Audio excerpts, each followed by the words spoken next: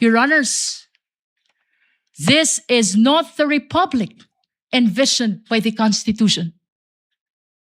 This is not the republic deserved by the Filipino people. Therefore, the prosecution asks only this: look at the evidence. Listen to the witnesses. Number two, he is well-trained and experienced in the field of digital forensic examination, having undergone extensive training in the field, making him competent in identifying, preserving, collecting, and authenticating digital evidence. Okay, so the last part of your answer, Mr. Witness, you mentioned that you were trained, na sinasabi mo, into photo and video authentication. Now, specifically now, ano ba yung naging trainings in that regard? Photo and video authentication, kung meron man. I was trained for 2 weeks intensive training in July 2022 by MaxCore Intervention, sir, in digital forensic. Now, sabi mo, ano nga ba yun? 2 weeks of intensive training. Yung tanong, Mr. Witness, specifically, what happened in that you said 2 weeks of intensive training?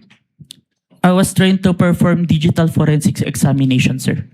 Expert witness, sabi mo meron kang 2 weeks lecture experience as a digital evidence expert. Is that right? 2 weeks? 2 weeks training. Wala ka naman iba pang training? I have a Seminars? training on different digital forensic aspect.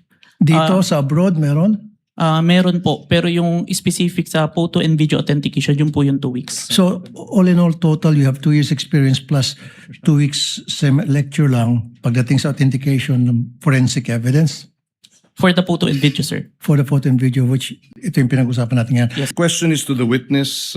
Kanina tinanong sa iyo ng defense counsel or counsel for the respondents na kung ikaw ay abogado.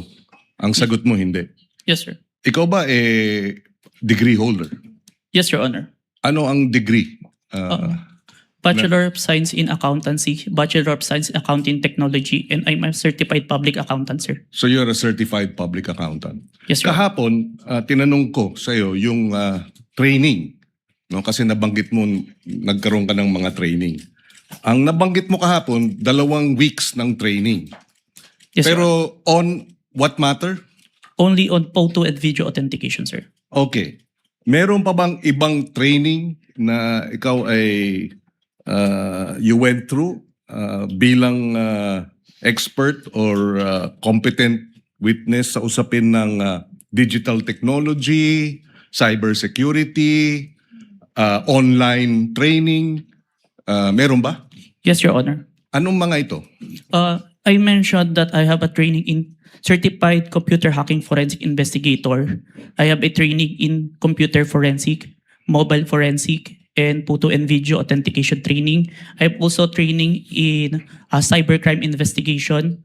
We also undergone a 480 hours training on cybersecurity. And a training before we start the bureau, we have undergone the NBI Academy, which teach us all the aspects in investigation, sir. Okay, and siguro last question.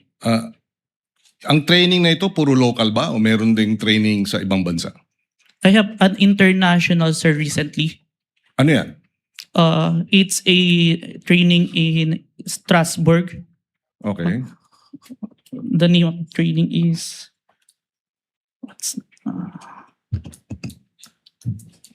Saang lugar na lang, Mr. Witness? Strasbourg, Germany?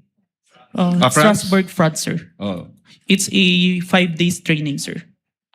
And meron pang ibang international seminars na inattendan mo? International, sir, but it is conducted locally, the Interpol, sir. Interpol. Yes, Your Honor. Okay. I have no further questions. Thank you, Senator Judge